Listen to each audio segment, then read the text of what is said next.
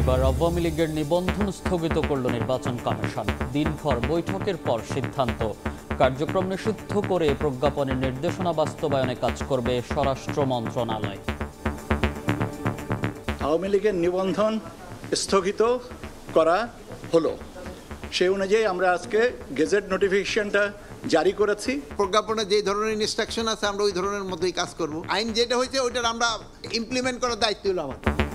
নির্বিচারে হত্যার নির্দেশ সহ শেখ হাসিনার বিরুদ্ধে 5 অভিযোগ, প্রতিবেদন জমা তদন্ত সংস্থার। চলতি মাসেই বিচার শুরুর আশা প্রসিকিউশনের। আন্দোলনকারীদের উপরে অপরাধের দায় চাপানোর জন্য বিভিন্ন সরকারি স্থাপনায় নিজেদের লোকদেরকে আগুন লাগিয়ে দিয়ে সেটার দায় চাপানোর ব্যাপারে নির্দেশনা দেওয়া হচ্ছিল, যে ব্যাপারে সরাসরি প্রধান আসামি শেখ হাসিনার যে বক্তব্য, যে টেলিফোনিক নির্দেশ, সেগুলো সরাসরি আমাদের তদন্ত সংস্থা হস্তগত হয়েছে। দেখছিলেন প্রধান শিরোনাম। রাত 11টার সময় সঙ্গে আছি আমি মনির হোসেন। এবার অন্যান্য শীর্ষ সংবাদ। দেশ লুটে খেতে বিএনপিকে নিধনের ষড়যন্ত্র চলছে, অভিযোগ মির্জা আব্বাসের। বললেন, অন্য কারো উদ্দেশ্য বাস্তবায়ন করছে অন্তর্বর্তী সরকার। পুলিশের হাতে আর মারণাস্ত্র না রাখার সিদ্ধান্ত সরকারের। পরিকল্পিতভাবে পুশিন করছে ভারত, অভিযোগ বিজিবি মহাপরিচালকের। চাপ বাড়াতে এই কৌশল, মত বিশ্লেষকদের। স্বাস্থ্যসেবার মান উন্নয়নে একে অপরকে দোষারোপ নয়, গাফিলতি বন্ধের নির্দেশ প্রধান উপদেষ্টার। আগের আমলের সব ভুলে সিভিল সার্জনদের নতুন উদ্যমে কাজ করার আহ্বান। এবং দুবাইয়ে সাবেক আইজিপি বেনজির পত্নীর 2টি ফ্ল্যাট জব্দের আদেশ। 15 বছরে বিদ্যুৎ খাতে হরিলুটের অভিযোগ। 172 কেন্দ্রের তথ্যের খোঁজে বিভিন্ন দফতরে দুদকের চিঠি।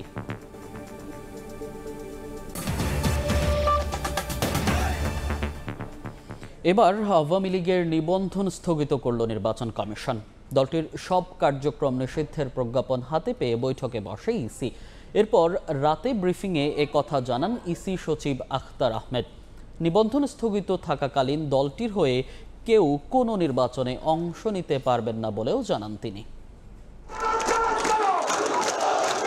তীব্র আন্দোলনের মুখে শনিবার রাতে উপদেষ্টা পরিষদের বৈঠকে আওয়ামী লীগের সকল কার্যক্রম নিষিদ্ধের সিদ্ধান্ত হয়। সোমবার বিকেলে এ নিয়ে প্রজ্ঞাপন জারি করে স্বরাষ্ট্র মন্ত্রণালয়।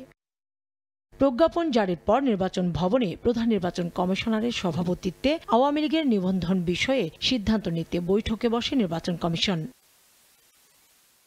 4 ঘন্টার বেশি সময় ধরে চলে বৈঠক। আরপিও, আইনবিধি ও সরকারের প্রজ্ঞাপন পর্যালোচনা চলে এ সময়। বৈঠক শেষে নির্বাচন কমিশনের সিনিয়র সচিব জানান, আওয়ামী লীগের নিবন্ধন স্থগিতের সিদ্ধান্ত নিয়েছে নির্বাচন কমিশন।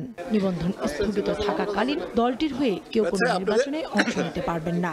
স্বরাষ্ট্র মন্ত্রণালয় থেকে বাংলাদেশ আওয়ামী লীগ এবং তার অঙ্গ সংগঠন এবং ভাতৃপ্রতিম সংগঠনগুলোর কার্যক্রম নিষিদ্ধ করেছে। তার ধারাবাহিকতায় ইলেকশন কমিশন সিদ্ধান্ত নিয়েছে যে আওয়ামী লীগের নিবন্ধন স্থগিত করা হলো। স্বরাষ্ট্র মন্ত্রণালয়ের যে বিজ্ঞপ্তি প্রজ্ঞাপন, সেটার ধারাবাহিকতায় আমরা এখানে এটা করেছি। এদিকে এর আগে সকালে নির্বাচন ভবনে সিইসির সঙ্গে বৈঠক করে যুক্তরাষ্ট্রের কার্টার সেন্টারের প্রতিনিধি দল। বৈঠক শেষে তিনি জানান, সংসদ নির্বাচন পর্যবেক্ষণে আগ্রহ জানিয়েছে কার্টার সেন্টার। জাতীয় নির্বাচনের জন্য আমাদের প্রস্তুতি কেমন, প্রস্তুতি আমরা কেমন চালাচ্ছি, প্রস্তুতি আমরা এগিয়ে নিচ্ছি কিনা ইত্যাদি জানতে চেয়েছেন। আমরা জানিয়েছি, আমরা অতীতেও আমি বিভিন্ন সময় বলেছি আপনাদেরকে আমাদের প্রস্তুতি যেভাবে চলছে, যে নির্বাচন যখনই হয় আমরা যাতে সাকসেসফুলি এটা যে ওয়াদা করেছে সেই ওয়াদা মাফিক যাতে আমরা ডেলিভার করতে পারি, সেই প্রস্তুতি আমরা নিচ্ছি, এই কথাটা আমরা তাদেরকে জানিয়েছি।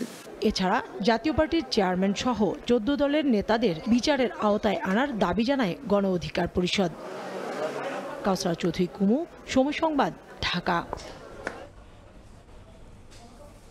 এর আগে আওয়ামী লীগ এবং এর অঙ্গ সহযোগী ও ভ্রাতৃপ্রতিম সংগঠনের যাবতীয় কার্যক্রম নিষিদ্ধ করে প্রজ্ঞাপন জারি করে অন্তর্বর্তী সরকার। বিকেলে এ সংক্রান্ত প্রজ্ঞাপন জারির পর স্বরাষ্ট্র উপদেষ্টা জানান, নির্দেশনা বাস্তবায়নে প্রয়োজনীয় ব্যবস্থা নেওয়া হবে। আর প্রধান উপদেষ্টার প্রেস সচিব জানান, দলটির কার্যক্রম নিষিদ্ধ করায় স্বস্তির নিঃশ্বাস ফেলেছে মানুষ। গণ অভ্যুত্থানের মুখে গত বছরের 5 আগস্ট পতন ঘটে আওয়ামী লীগ সরকারের। প্রধানমন্ত্রীর পদ ছেড়ে ভারতে পালিয়ে যান শেখ হাসিনা। এরপর থেকেই জুলাই আগস্ট গণহত্যার দায়ে আওয়ামী লীগকে নিষিদ্ধ করার দাবি ওঠে। সাবেক রাষ্ট্রপতি আব্দুল হামিদের দেশত্যাগের খবর সামনে আসার পর আওয়ামী লীগ নিষিদ্ধের দাবিতে ফুঁসে ওঠে অভ্যুত্থানের পক্ষের বিভিন্ন দল ও সংগঠন। বৃহস্পতিবার রাতে প্রধান উপদেষ্টার বাসভবন যমুনার সামনে অবস্থান নেন নেতাকর্মীরা। পরদিন যমুনা ছেড়ে শাহবাগ অবরোধ করেন বিক্ষোভকারীরা।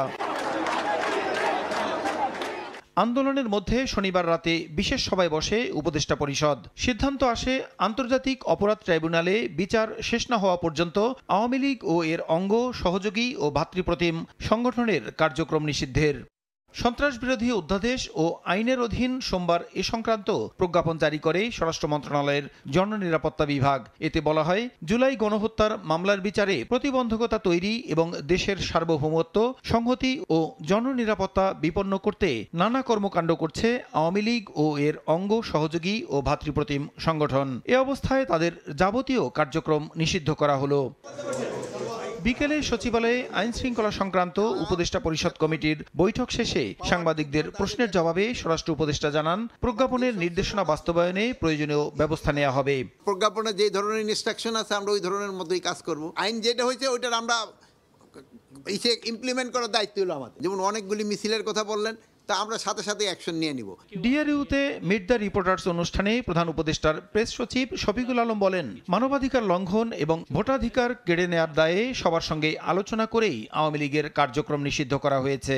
পুরো বাংলাদেশে একটা স্বস্তির নিঃশ্বাস ফেলেছে এই আওয়ামী লীগের কার্যক্রম নিষিদ্ধ হতে। তারা যেই ধরনের হিউম্যান রাইটস অ্যাবিউজ করেছে, তারা জনগণের ভোটাধিকার কেড়ে নিয়েছে, দেশের সমস্ত দেশকে তারা নিয়েছে হচ্ছে একটা ডাকাতির একটা জায়গা। বাংলাদেশে যারা জুলাই অভ্যুত্থানে ছিলেন সমস্ত পার্টির সাপোর্ট ছিল এই আমাদের যে ডিসিশনের পিছনে। প্রেস সচিব আরও জানান, এ সিদ্ধান্তে দেশের মানুষের সমর্থন ছিল বলেই কোথাও কোনো আন্দোলন হয়নি। কাজগুলো করি সেটা। প্রসূন আশিস, সময় সংবাদ, ঢাকা। জুলাই আগস্ট আন্দোলনে নির্বিচারে 1400-র বেশি মানুষ হত্যার দায় শেখ হাসিনার। তার বিরুদ্ধে উস্কানি সহ 5 অভিযোগের প্রমাণ মিলেছে বলে জানিয়েছেন চিফ প্রসিকিউটর। একই সঙ্গে আসাদুজ্জামান খান কামাল ও চৌধুরী আবদুল্লাহ আল মামুনের বিরুদ্ধেও মিলেছে একই অপরাধের প্রমাণ। তাজুল ইসলাম জানান, আন্দোলন চলাকালে সরকারি স্থাপনায় হামলা ও আগুন লাগানোর নির্দেশ দিয়েছিলেন শেখ হাসিনা। তদন্তে এমন প্রমাণও মিলেছে। এই মাসেই তার আনুষ্ঠানিক বিচার শুরুর প্রত্যাশা প্রসিকিউশনের। জুলাই অভ্যুত্থানে 5 আগস্ট ভারতে পালিয়ে যান সাবেক প্রধানমন্ত্রী শেখ হাসিনা। এর আগে সারা দেশে আন্দোলন দমনে মাঠে নামানো হয় পুলিশ, র্যাব, আওয়ামী লীগ ও অঙ্গ সহযোগী সংগঠনের নেতাকর্মীদের। 3 সপ্তাহে নির্বিচারে হত্যা করা হয় 1400-এর বেশি ছাত্র জনতাকে। আহত হন প্রায় 25,000। জুলাই হত্যাযজ্ঞের মাস্টারমাইন্ড হিসেবে শেখ হাসিনার বিরুদ্ধে সোমবার তদন্ত প্রতিবেদন দাখিল করে আন্তর্জাতিক অপরাধ ট্রাইব্যুনালের তদন্ত সংস্থা। এ মামলায় অভিযুক্ত করা হয়েছে শেখ হাসিনার 2 সেনাপতি হিসেবে পরিচিত সাবেক স্বরাষ্ট্রমন্ত্রী আসাদুজ্জামান খান কামাল ও সাবেক আইজিপি চৌধুরী আবদুল আল মামুনকে। ব্রিফিংয়ে চিফ প্রসিকিউটর জানান, শেখ হাসিনার বিরুদ্ধে নির্বিচারে হত্যার নির্দেশনা, প্ররোচনা, উস্কানি সহ 5টি অভিযোগের প্রমাণ মিলেছে। শেখ হাসিনার কিছু টেলিফোনিক কনভারসেশন যেগুলো জব্দ করেছেন, যেখানে তিনি বারবার রাষ্ট্রীয় সকল বাহিনীকে নির্দেশ দিয়েছেন মারণাস্ত্র ব্যবহার করে যারা বাংলাদেশে একটি ন্যায়সঙ্গত অধিকার আদায়ের জন্য শান্তিপূর্ণ আন্দোলনের রত ছিল তাদেরকে সম্পূর্ণ নিশ্চিহ্ন বা নির্মূল করার জন্য তিনি নির্দেশ দিয়েছিলেন। তাজুল ইসলাম বলেন, সরকারি স্থাপনায় নিজেদের লোক দিয়ে আগুন লাগানোর নির্দেশ দিয়েছিলেন শেখ হাসিনা। তদন্তে এমন প্রমাণও মিলেছে। আন্দোলনকারীদের উপরে অপরাধের দায় চাপানোর জন্য বিভিন্ন সরকারি স্থাপনায় নিজেদের লোকদেরকে আগুন লাগিয়ে দিয়ে সেটার দায় চাপানোর ব্যাপারে নির্দেশনা দেওয়া হচ্ছিল, যে ব্যাপারে সরাসরি প্রধান আসামি শেখ হাসিনার যে বক্তব্য, যে টেলিফোনিক নির্দেশ, সেগুলো সরাসরি আমাদের তদন্ত সংস্থা হস্তগত হয়েছে। তিনি বলেন, রাজপথের চাপ মাথায় নিয়ে বিচার করা যাবে না। আন্তর্জাতিক মানসম্মত বিচার করতে গেলে যতটুকু সময় নেওয়া দরকার ততটুকুই নেওয়া হবে। তাড়াহুড়া করতে গিয়ে যদি মামলাটা ফেল করে তাহলে আমাদের এই জাতির আকাঙ্ক্ষা কখনো পূরণ হবে না এবং সেটা ন্যায় বিচার করা হবে না। এ নিয়ে জুলাই গণহত্যার 2 মামলার তদন্ত শেষ হলো। চলতি মাসেই শেখ হাসিনা সহ 3 জনের বিরুদ্ধে আনুষ্ঠানিক বিচার শুরুর প্রত্যাশা প্রসিকিউশনের। আফজাল হোসেন, সময় সংবাদ, ঢাকা। দেশ লুটে খেতে অফিস আদালত সহ সব জায়গা থেকে বিএনপি নিধন চলছে বলে অভিযোগ করেছেন দলটির স্থায়ী কমিটির সদস্য মির্জা আব্বাস। বলেন, অন্তর্বর্তী সরকার নিরপেক্ষ নয়, অন্য কারো উদ্দেশ্য বাস্তবায়ন করছে। এ সময় করিডোর প্রসঙ্গে মির্জা আব্বাস বলেন, যুদ্ধ করে দেশ স্বাধীন হয়েছে, বিক্রি করে দেওয়ার জন্য নয়।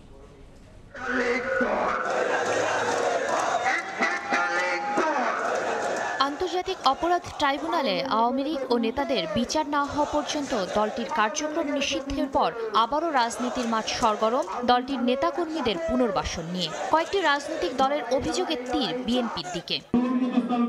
এমন প্রেক্ষাপটে সোমবার জাতীয় প্রেস ক্লাবে বিএনপির স্থায়ী কমিটির সদস্য মির্জা আব্বাস বলেন, আওয়ামী লীগকে বিএনপি প্রতিষ্ঠিত করতে চায় এ কথা বলে যারা অপপ্রচার চালাচ্ছে তারা দেশ ও জনগণের শত্রু। থানা, পুলিশ, কোর্ট, কাছারি, সচিবালয়ের ভিতরে বিএনপি বাতিল করে কমপক্ষে জামাত দিতে হবে, জামাত না হলে আওয়ামী লীগ দিতে হবে। এই যে বিএনপি নিধন আন্দোলন শুরু হয়েছে, 622 জন আওয়ামী লীগকে পালিয়ে যেতে দেওয়া, হামিদ সাহেবকে পালিয়ে যেতে দেওয়া, বিএনপিকে শেষ করতে পারলেই বাংলাদেশটাকে লুটে পুটে আবারও খাওয়া যাবে আওয়ামী লীগের মতো। জনগণের রায় ছাড়া দেশের ভেতরে করিডোর দেওয়ার কোনো সুযোগ নেই দাবি করে বিএনপির স্থায়ী কমিটির সদস্য বলেন, যুদ্ধ করে দেশকে স্বাধীন করা হয়েছে, বিক্রি করে দিতে নয়। বাংলাদেশের অভ্যন্তরের কোনো করিডোর কিংবা প্যাসেজ দেওয়ার কোনো সুযোগ নাই জনগণের মতামত ছাড়া। এই সরকারকে নিরপেক্ষ ভাবতে আমি পারছি না। তারা কোনো উদ্দেশ্য পারপাস সার্ভ করতেছে এই সরকার। একই দিন জাতীয় প্রেস ক্লাবে আলোচনা সভায় দলের সিনিয়র যুগ্ম মহাসচিব রুহুল কবির রিজভী বলেন, শুধু কথায় নয়, অন্তর্বর্তীকালীন সরকার সংস্কার দৃশ্যমান করুক। আপনারা সংস্কারের কথা বলছেন, আপনারা কিছু সংস্কার আপনারা ক্ষমতায় থাকতেই দেখান না কেন? এরপরে যেটাই নির্বাচিত সরকার আসবে তার কাছে তো একটা দৃষ্টান্ত হয়ে থাকবে। দেশের স্বার্থে বিদেশি রক্তচক্ষুকে উপেক্ষা করে অন্য রাজনৈতিক দলগুলোকেও এগিয়ে আসার আহ্বান জানান বিএনপি নেতারা। স্বাস্থ্য খাত আমাদের যে শাতিলা শারমিন, সময় সংবাদ, ঢাকা। স্বাস্থ্য সেবার মান উন্নয়নে একে অপরের প্রতি দোষারোপ না করার আহ্বান জানিয়েছেন প্রধান উপদেষ্টা ডক্টর মোহাম্মদ ইউনূস। সকালে তেজগাঁয়ে প্রধান উপদেষ্টার কার্যালয়ে সিভিল সার্জন সম্মেলনের উদ্বোধন করে এ আহ্বান জানান তিনি। বলেন, আগের আমলের সব ভুলে চিকিৎসকদের স্বাস্থ্য সেবা নিশ্চিতে ঝাঁপিয়ে পড়তে হবে। আমি বলবো আমাকে এই দেন, ওই দেন, এটা মেরামত করে সব বলতে থাকবো, কিন্তু কাজ থেমে থাকবে। ওই আগের আমলে এইভাবে হয়েছে বলে এখনো হচ্ছে। মাথার থেকে সুরে ফেলানো যা কিছু আছে তা দিয়ে কি এর চেয়ে ভালো কিছু করা যাবে না, এরকম মনে হয়? আমার তো মনে হয় না। আমার মনে হয় যেভাবে আছে এই পরিস্থিতির মধ্যেই আমরা এর চেয়ে ভালো করব। আমি একদম নিশ্চিতভাবে বলতে পারি স্বাস্থ্যসেবা 25% ভালো গেল। শুধু এইটুকু চিন্তা করে আমরা এর চেয়ে ভালো করবো, এর মধ্যেই করবো।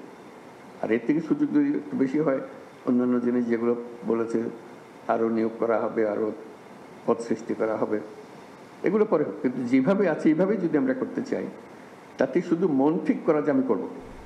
এখন থেকে পুলিশের হাতে কোনো মারণাস্ত্র থাকবে না। যাদের কাছে এসব অস্ত্র রয়েছে সেগুলো ফেরত দিতে হবে।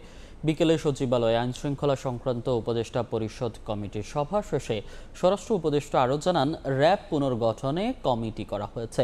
এ সভায় বিজিবি মহাপরিচালক অভিযোগ করেন, পরিকল্পিতভাবে পুশিন করছে ভারত। এর প্রতিবাদ জানানো হলেও বিএসএফ এর চেষ্টা থেমে নেই। চলতি মাসের শুরু থেকেই সীমান্ত দিয়ে দফায় দফায় মানুষ পাঠাচ্ছে ভারতীয় সীমান্ত বাহিনী বিএসএফ। পুশিনের তালিকায় বাংলাদেশি ছাড়াও রয়েছে ভারতের নাগরিক ও রোহিঙ্গা। সোমবার সচিবালয়ে আইন শৃঙ্খলা সংক্রান্ত উপদেষ্টা পরিষদ কমিটির নবম সভায় পুশিন নিয়ে বিস্তারিত আলোচনা হয়েছে। পরে বিজিবি মহাপরিচালক জানান, পরিকল্পিতভাবে সীমান্ত দিয়ে মানুষ পাঠাচ্ছে ভারত। এ বিষয়ে সতর্ক রয়েছে বাংলাদেশ। যাদেরকে বাংলাদেশি পাওয়া গেছে তাদেরকে প্রশাসনের মাধ্যমে তাদের নিজ নিজ এলাকায় প্রত্যাবর্তনের বিষয়টি প্রক্রিয়াধীন আছে। আবার এর মধ্যে 39 জন রোহিঙ্গা পাওয়া গেছে। এটা হয়তো তারা নিজেই চলে গিয়েছিল ভারতে, ওরা আবার নিজেই প্রত্যাবর্তন করেছে, এই ধরনের বলার চেষ্টা করছে। এটা আমরা মানছি না। আমরা ফ্ল্যাগ মিটিং করে প্রতিবাদ লিপি দিয়েছি যে খাগড়াছড়ি এলাকায় মূলত আরও প্রায় 200 থেকে 300 জনের মতো এই ধরনের শরণার্থী ওপারে আছে, যাদেরকে বিএসএফ পুশব্যাক করে দেওয়ার চেষ্টা করছিল। তো তো আমরা এই পেট্রোলিং বাড়িয়ে এবং সজাগ দৃষ্টি থাকার কারণে গত 2 দিন ধরে তারা চেষ্টা করছে, পারছে না। বৈঠকে পুলিশ বাহিনীকে আর চাইনিজ রাইফেল, সাবমেশিন গান, 9mm পিস্তলের মতো মারণাস্ত্র না দেওয়ার সিদ্ধান্ত হয়। এছাড়া র্যাব পুনর্গঠনে 5 সদস্যের কমিটি গঠনের কথা জানান স্বরাষ্ট্র উপদেষ্টা। র্যাব এই পুনর্গঠন কিভাবে হবে, এটা এই নামে থাকবে কিনা, এই ড্রেস থাকবে কিনা, বা এই ফোর্স থাকবে কিনা, বা কিভাবে অর্গানাইজ হবে, এই জন্য আমরা একটা কমিটি করে দিয়ে দিচ্ছি। পুলিশের হাতে যেন আর কোনো মরণাস্ত্র না থাকে, এইগুলি তাদের জমা দিয়ে দিতে হবে। তৈরি পোশাক কারখানার শ্রমিকদের বেতন ভাতা আসন্ন ঈদুল আজহার আগেই পরিশোধে ব্যবস্থা নেওয়ার কথা জানান উপদেষ্টা। গার্মেন্টস শ্রমিকদের বেতন ঈদের আগে পরিশোধ করে দিতে হবে। ঈদ সামনে রেখে সড়ক মহাসড়কে চাঁদাবাজি করা হলে কঠোর ব্যবস্থা নেয়ার হুঁশিয়ারি দেন স্বরাষ্ট্র উপদেষ্টা। রাস্তায় যেন কোনো রকমের কোনো ধরনের চাঁদাবাজি না হয়। প্রসূন আশিস, সময় সংবাদ, ঢাকা। দুদকের আবেদনে সাবেক আইজিপি বেনজির আহমেদের স্ত্রী জিসান মির্জার বুর্জ খলিফায় একটি ফ্ল্যাট সহ দুবাইয়ে 2টি ফ্ল্যাট ও অ্যাকাউন্ট জব্দের আদেশ দিয়েছেন আদালত। নতুন করে পলাতক থাকা বেনজির পরিবারের অবৈধ সম্পদের তথ্য পেয়েছে দুদক।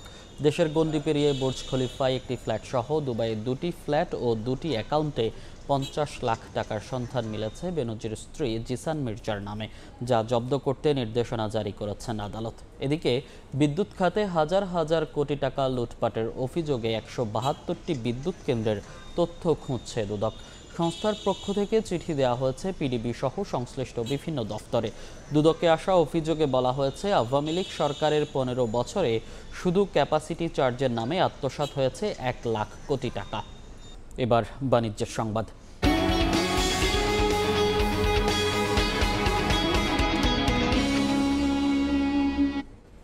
প্রবাসী আয়ে সর্বকালের রেকর্ড করল বাংলাদেশ। চলতি অর্থ বছরে 7 মে পর্যন্ত এসেছে $2,527 কোটি। এর আগে করোনার সময় 2020-21 অর্থ বছরে এসেছিল সর্বোচ্চ $2,477 কোটি। বাংলাদেশ ব্যাংকের মুখপাত্রের দফতর থেকে সোমবার রেমিটেন্স হালনাগাদ তথ্য প্রকাশ করা হয়। সেখানে বলা হয়, চলতি মাসের 7 দিনে প্রবাসীদের পাঠানো আয় ছিল $73,50 লাখ।